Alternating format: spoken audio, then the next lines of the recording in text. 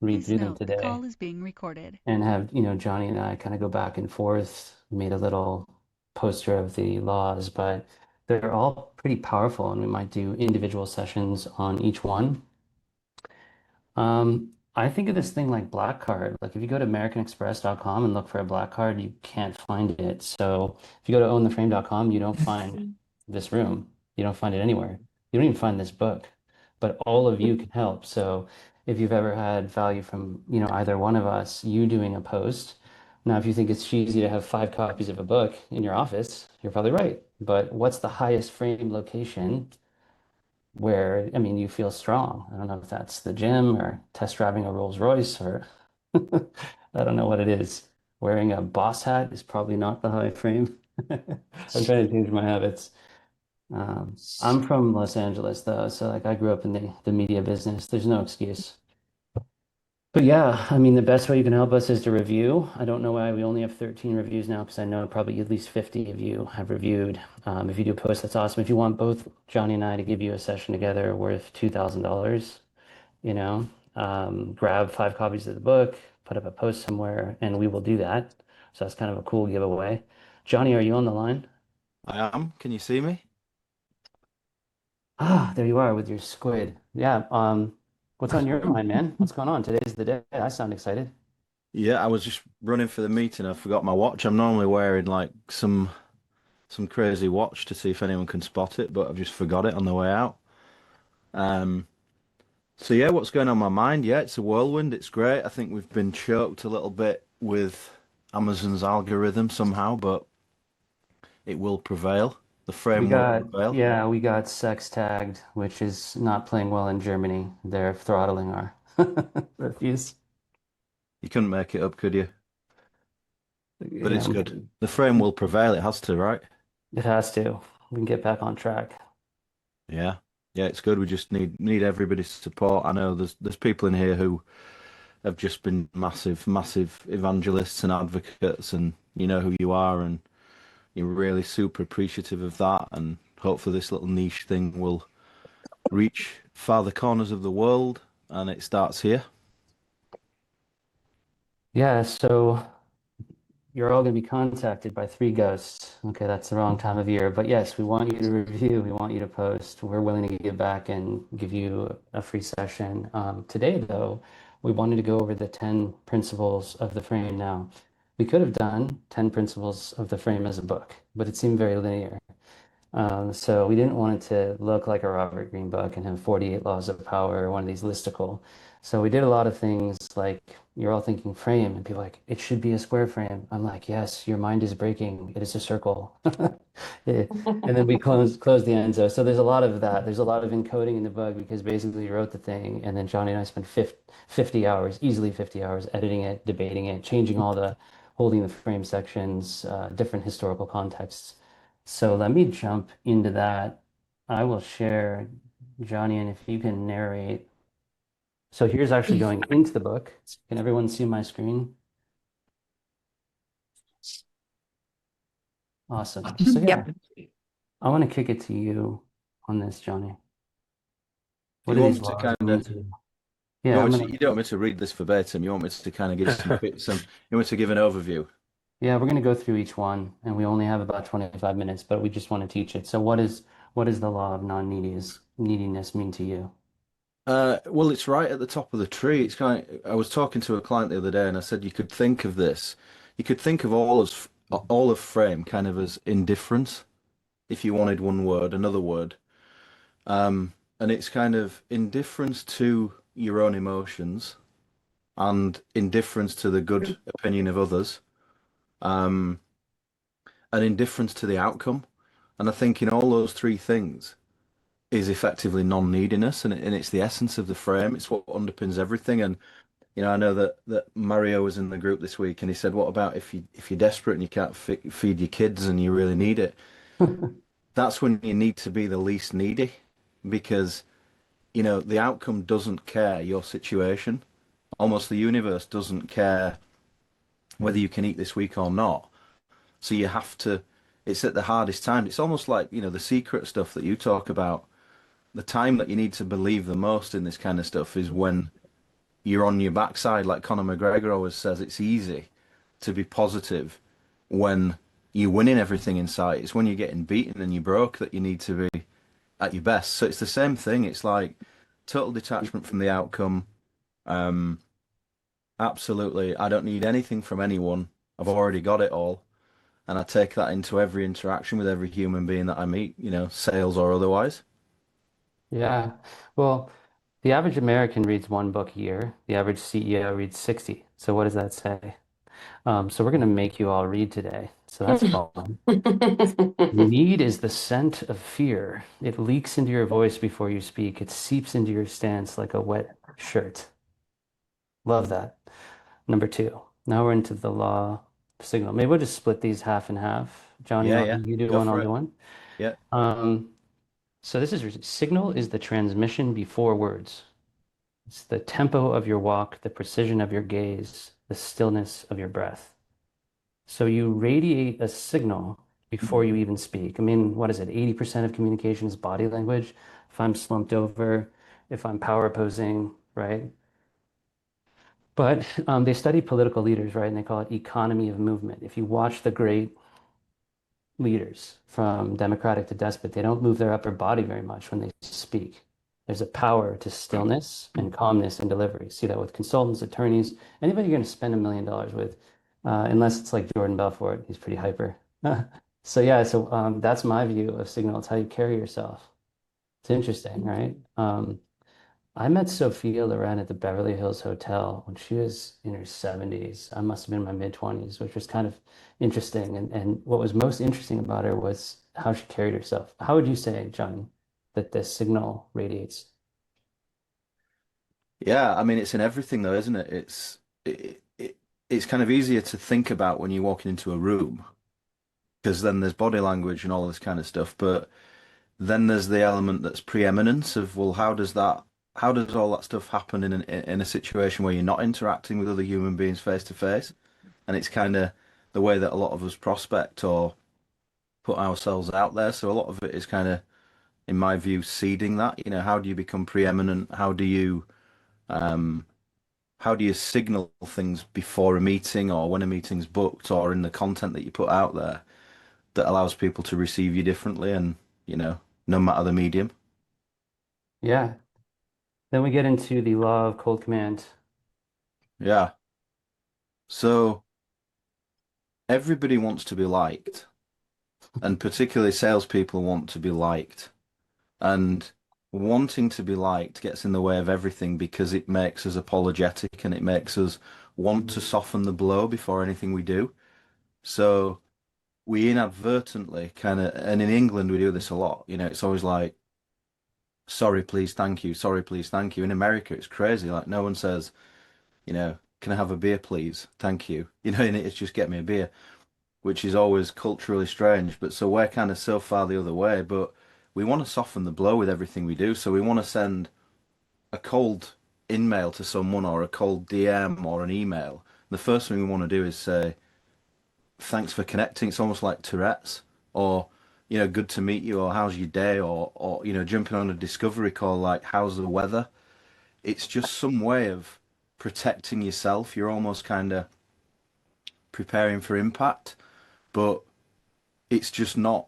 It's counterintuitive to how people actually respond to us in the essence of frame. So, it's so important that when we go in as though we belong there. We're confident there. We don't need to make small talk. We don't need to thank people necessarily. We don't always need to be um, overly polite and British. What do you say, Justin? I found out that I'm very English by DNA, but I would like it was beaten into me to have manners as a kid. So it's weird that I am against permission-based openers, but I like the term ask for forgiveness, not permission. I mean, you can't own a room. Like Mark Benioff, the CEO of Salesforce, doesn't call you and say, "Hey, it's Mark. Could I get 30 seconds of your time?" He's like, "Hey, it's Mark. You saw the caller ID. You're like, ooh." All True. right, next one. The law of subtext. Okay. Um, Words are camouflage. People listen beneath them to tone, to timing, to the pause before reply. Subtext is ancient. right?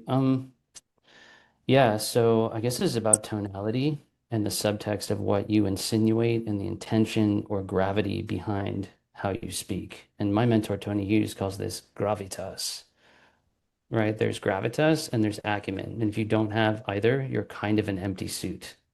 How would, Johnny, you know real English. How would you explain this? Um, I was just taking a break there and thinking of something else 'cause I thought Justin's got this for a few minutes. Um, I'm a chatterbox, which is another low frame. I'm working on it. My mom loves to talk. um,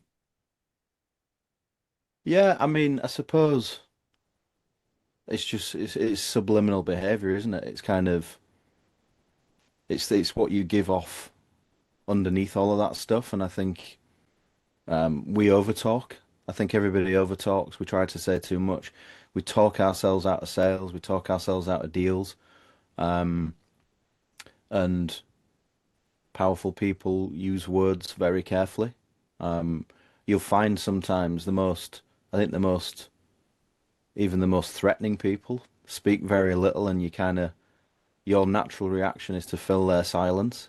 So if you kind of flip that on its head, reverse it, and think about how you can do the same in these types of interactions, I think sometimes it's just keep it stum. I mean, when I do calls, when I first met Justin, I would talk too much.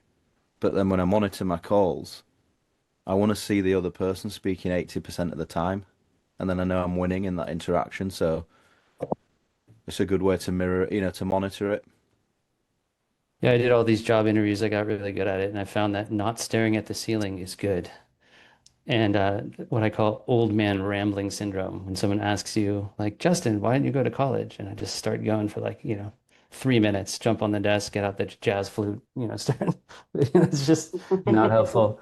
Okay, the law of frame collision. So this is where we get into the work of Mr. Oren Klaff, but all this stuff comes from Goffman and all these other sources too. So we didn't actually copy Oren Klaff, as fun as that would be. There's a lot of sociology and neurolinguistic programming here, but there's two frames, right? And one frame will dominate. There's a weak frame and a strong frame. If it's a frame collision, if they're equal, that's interesting. And like I've said on these calls, if they have a higher frame, what do? It's like Aikido. You've got to kind of like let them peacock and inflate.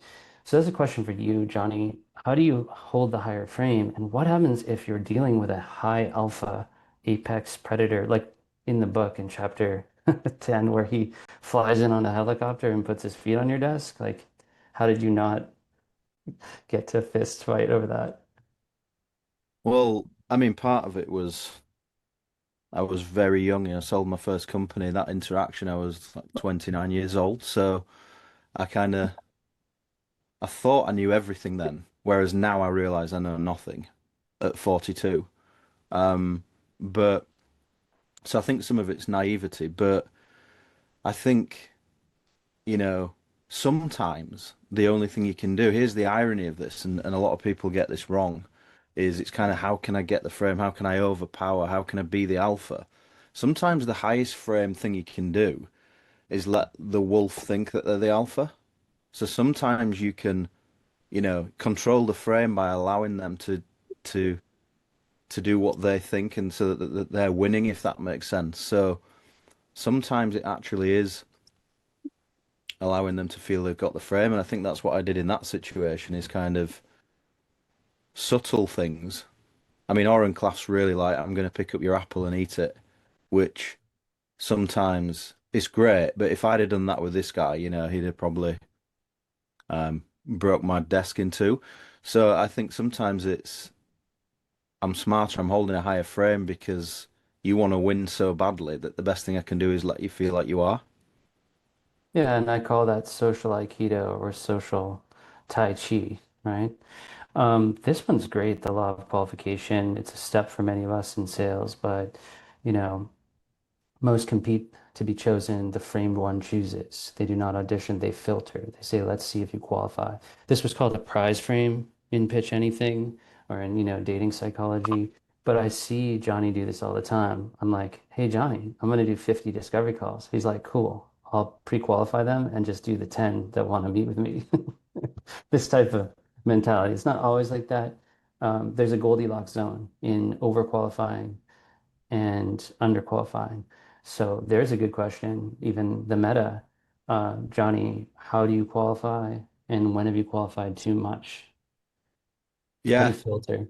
it's a fine line. I was just talking to someone about this, why I was late for this meetup, but you're right, you can push it too far, and the way that most people do it is just the obvious way, which is funnels. It's kind of I'm just going to put them through a series of questionnaires and funnels and really stress test them hard and ask them really explicit questions like, what's your budget for the quarter? Or, you Hmm. know, but I don't do any of that stuff. I do it subtly. So sometimes, I'll let them, let's say it's a meeting scenario, I'll let them book of their own free will quite openly. But then I'll stress test it before the meeting. I'm like, we're meeting tomorrow. So Did you leave? Did you someone's leave? got their speaker on. Is it? Let's just mute it. Can you get it? You still there, Justin? I'm still here. I think everyone's off. You're good. Yeah. So yes, it's subtly doing that, and you can do it before a meeting, like we're meeting tomorrow. What makes this super relevant for you? So you can lose the synergy coffee chats and those kind of things. Sometimes it's leaving what I'd call Easter eggs. So instead of dumping someone on a landing page and like, hey, we're meeting tomorrow. What's your go? The whole Russ Ruffino, Alex Hormozy, Grant Cardone thing, like super offensive in your face. It's kind of, you know, they land somewhere and find themselves seeing things like the book or the website or the methodology or something that you've written. And so they come into the call and it's preeminence again. So you've done two in one, but I would rather take 10 qualified calls than 50 unqualified ones, and I tend to think the output is very similar, but it's just two ways to skin the cat. Interesting. So we go into the law of scarcity, number seven. Abundance dilutes value. Scarcity is not a tactic, it's the natural result of precision. You're unavailable because you guard your time like oxygen. So I always say that um, scarcity creates value and exclusivity creates a premium. That's really my mantra. And that's why something enigmatic pulls and something simple and clear tends to devalue itself. Like very early on, I was told don't write SOWs, don't have a page with pricing because then your competitors can just undercut you. But being scarce, another story is you can't even really buy a Ferrari anymore. They sell 12,000 a year. That's it. 13,000. If you go in, they check your net worth is over a million. They see if you've been on the list before, if you have one already. It's nuts. And I don't know if that's all histrionics or a fake velvet rope. You go to the nightclub and there's a rope and like there's no one inside, but they're holding the rope. But scarcity is powerful, especially across, luxury branding, like a Birkin bag or something. Johnny, you're the king of scarce. How can we all leverage this in our lives and businesses? Um, the king of scarce, love it. Um, yeah, I mean, I still like to leave. I know what you say about the Ferrari, like there's no price tag, you can't find it, there's nothing on the site. But I like to bury little things deeply because people love to go off Googling like what are Justin Michael's rates? How much does Justin Michael? I bet if you went on a Google AdWords search, lots of people have said, how much does Justin Michael charge? So I like to leave little nuggets in places that are not totally explicit, like here's a menu of pricing, because people love to get an idea how much the Ferrari is going to cost, and it's nice to be able to find little enigmatic bits, in my opinion. So I like to do that, but. Um, Yeah, I mean, it's important, but it's not a tactic. I think one thing you and I talk about a lot, Justin, is that a lot of this stuff is not tactical at all. It's we're not trying to manipulate other people using tactics. We're trying to step into a new way of behaving, thinking, and being that just embodies these natural things that we should be doing naturally. So it's kind of scarcity becomes a natural thing, so you end up in a situation that I'm in, and I know you are right now, Justin, where we can't keep up with the amount of people that want to work with us. So you have to reassess everything that you're doing right from top to bottom. And the more natural that is, the more powerful it is. It's not kind of the timers that they run on Russell Brunson's stuff, as good as that is. I'm not dissing that. Um, but yeah, so I just think, timers and countdowns and grab it now and expires in 48 hours is the opposite end of what we're talking about. It's genuine, I just don't know where I'm going to fit you in, and therefore I've got to assess it. There's this expression like beggars can't be choosers, right? So pipeline cures all ills because then you can raise your standards. So, if I'm getting rejected by dream clients constantly, good, because there's a yes coming. So if I have the mechanism to generate business, not just fulfill it, then I have like an infinite money glitch. I have this golden goose, which there's a lot of fanatical prospectors on here, like Lisa, people with backgrounds doing that. But if you fanatically prospect and you're generating tons of conversations with high level people, the level of anxiety or stress comes off and you can hold a very high standard. Like I think Johnny will send like 100 messages on LinkedIn and get something like 75 responses. It's unreal. But then he can filter those because he has an abundance of response and that gives him the filter for scarcity. Eight, the law of psychological sequence. This is interesting. Desire follows rhythm. Curiosity precedes craving. Tension precedes reveal. Frame is built by incompletion. Drop hints, leave loops open, make them ache for the missing piece. Who does this better than Netflix? Do I really need to watch 9 seasons to find out what the alien is? It's like, but the hints are going. Actually, the writer Chekhov used to do this, and we have used a principle called Chekhov's gun with the pen in the book and even have open loops, Zeigarnik loops through the book. And a lot of what I'm doing with Outbound is looping. I'm leaving something out. Sandler said, don't spill your candy in the lobby. And what that meant is if you have 4 wow factors in a deck, show 3. Leave them wanting more. That's exactly why this meeting is 30 minutes. We got to speed up a little here, Johnny. Hit me here and we'll do the last two. Yeah, so I think, Oren Claff talked a lot about this, and it's good with stories. So you can drop part of a story, and I'll often do that. At the start of a call, I'll often start to tell part of a story and then let it drift. And usually people will at the end say, just what happened after that, or, so what happened when you sold your company, or, and there's an organic loops are great, just dropping those kind of things, sometimes not even asking a question, just mid-flow, just sounds good, sounds like you've got it all worked out, boom, I'm out. Oh, well, I didn't say I had it worked out. So, but yeah, let's kind of speed it. We've got 5 minutes.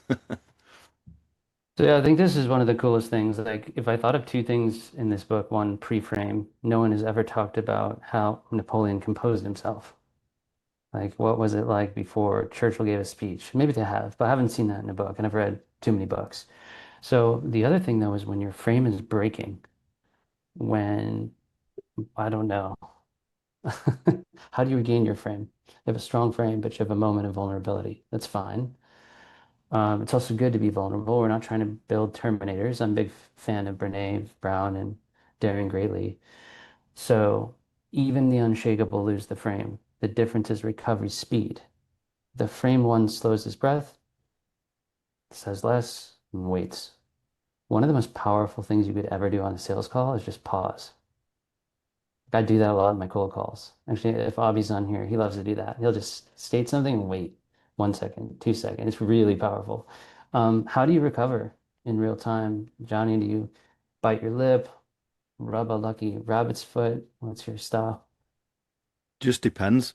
I mean, I think the ultimate form of mastery is being able to adapt to any situation. That's when you've kind of you've arrived in that sense. But yeah, I think it's just depends who's sat opposite me. If it's a massive, alpha who's really pushy and you get it, I still get it. I deal with it differently as to if it's a quietly spoken, fairly timid person, even though the intent's the same. So I can sense when I'm losing it, and I have to admit sometimes you just can't get it back, and you have to just walk away from it. It's not always a given, but yeah, I think it's just knowing when to say nothing, knowing when to pull them in rather than push them away. So sometimes instead of arguing, I had a guy the other day, is like, you know, you don't even know this millionaire and you're telling me you've been in business and such, you don't know this guy's name. So I'm like, okay, tell me what I need to know about this guy and why do I need to know it? And it's like, it's a different way of doing it. So, but it still recovers the frame, right? You catch, or what does it say about the bees around honey? You attract more bees with honey than vinegar. So sometimes it's Yeah. that. Great shares. So we get to the end, the law of embodied frame. The purpose of this book is you read it over and over again and you change your state. And you can take any situation, like the DMs I do in WhatsApp, and go, is that the highest frame?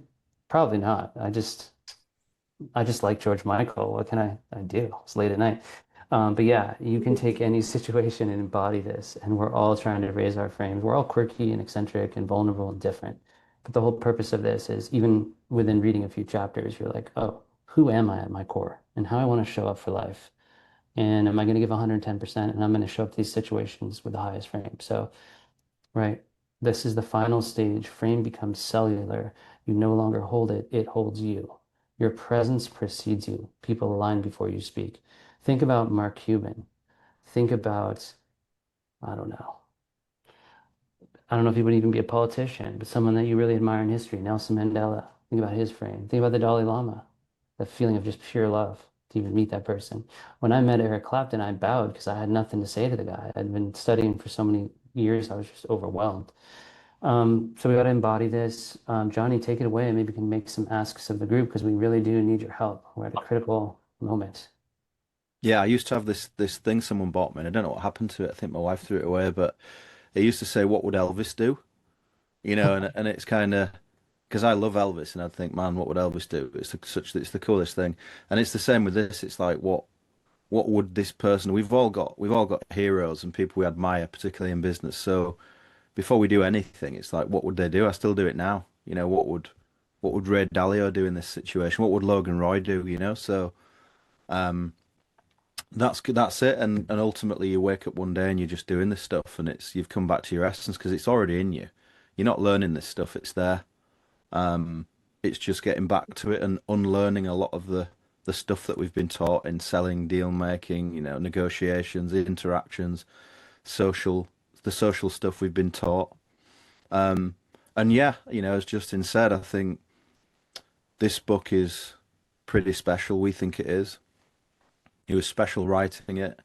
It's affecting a lot of people. The stuff that people write to us is, literally makes me cry. I'm not a big crier, but I wrote Justin the other day and said, I'm sat here crying, man, seeing this book and what people are saying about it. So it's special.